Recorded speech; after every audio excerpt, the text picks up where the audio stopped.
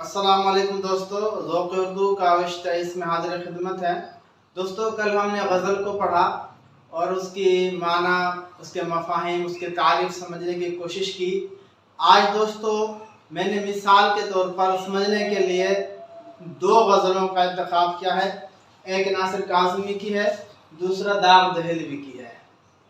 आइए इनको पढ़ते हैं और देखते हैं कि वाकई गज़ल में दिल के जो जज्बात हैं उनका इज़हार शिद्दत के साथ होता है।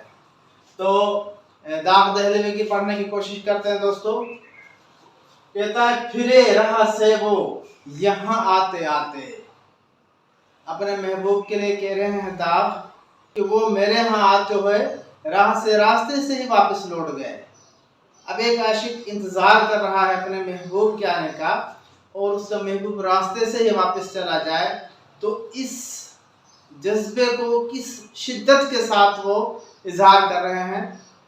फिरे राह से वो यहाँ आते आते, अजल मर रही तू कहाँ आते आते। कि मौत तो आ क्यों नहीं, मौत आते आते रह गई, वो नहीं आए। न जाना कि दुनिया से जाता है कोई, न जाना कि दुनिया से जाता है कोई, बहुत देर की मेहरबां आते आते। आगे इसका जो मिसरा है ये तो बहुत मशहूर है।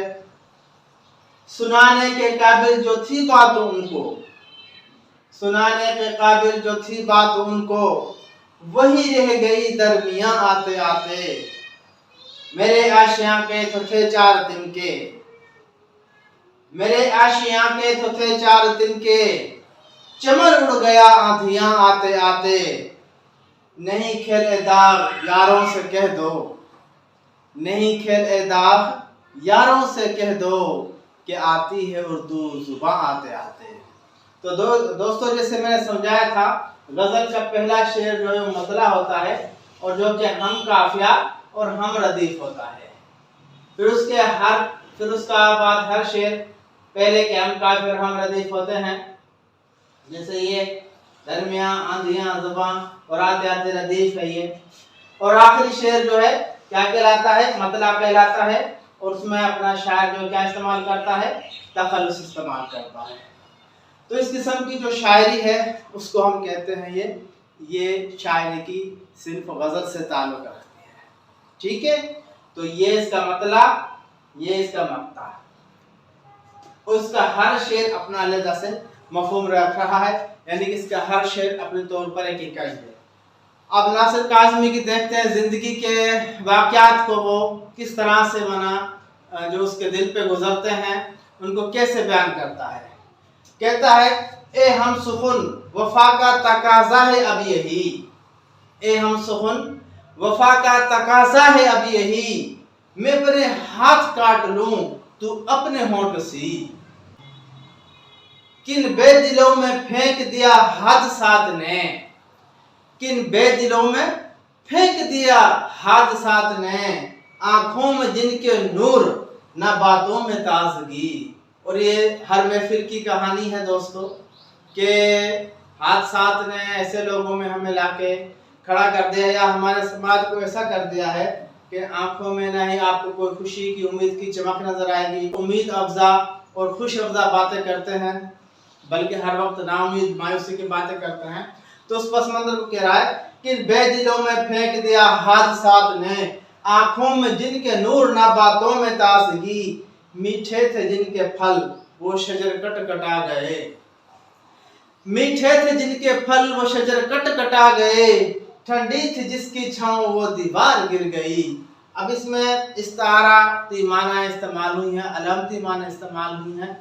वो इंशाल्लाह आहिस्ता आहिस्ता हम जो है जैसे जैसे हम शेरी तफहीम में आगे बढ़ेंगे वो आते रहेंगे।